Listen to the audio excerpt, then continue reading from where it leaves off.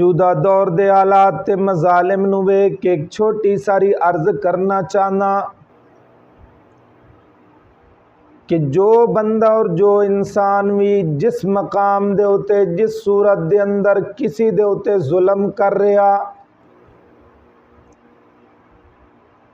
ذرا وہ تنہائی دے اندر بیٹھ کے سوچے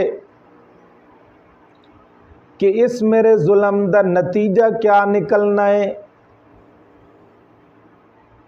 اللہ تعالیٰ دے قرآن دی طرف توجہ کرے۔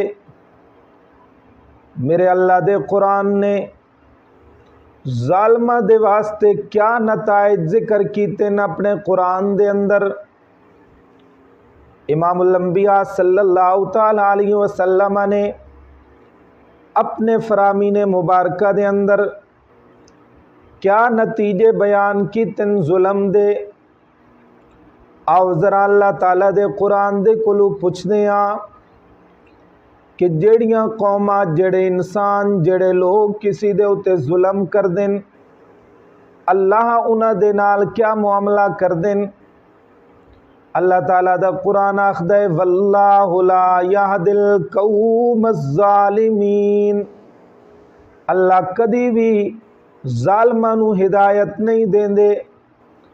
اس واسطے کسی نے کیا خوب ہی فرمایا، تھی ونج زیر تے زبر نہ بن مت خالق پیش چپاوی، تھی ونج زیر تے زبر نہ بن مت خالق پیش چپاوی، ادی کئی مخلوق تے ظلم نہ کر مت کار خدا دا آوی۔ انج نہ ہوئے اس ظلم دی وجہ تو دل تے مہر جباریت لگ ونجے تے بے ہدایتہ دنیا تو چلا ونجے، تے جدوں بے ہدایتہ دنیا تو چلا گیا قبر وچ بھی اندھیرا، معاشر وچ بھی اندھیرا، پل صراط تے بھی اندھیرا۔ امام الانبیاء صلی اللہ تعالیٰ علیہ وسلم نے فرمایا الظلم ظلمات یوم القیامہ، ظلم جڑن قیامت والے دن اندھیریاں دا سبب بومنن۔ اس واسطے حتی الامکان دنیا دی خاطر انسان کدی بھی ظلم کرن دی کوشش نہ کرے، کسی دے اتے ظلم نہ کرے۔ انہاں ظلمہ دے نال ایتا نتیجہ نکلنا ہی نکلنا ہے کہ اللہ تعالیٰ دی ذات نے ہدایت نہیں دیونی ظلم دی وجہ تو۔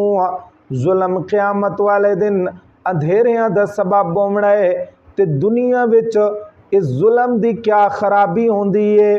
خرابی ز بیداد بیند جہاں، خرابی ز بیداد بیند جہاں، چبستان خرم ز باد خزاں۔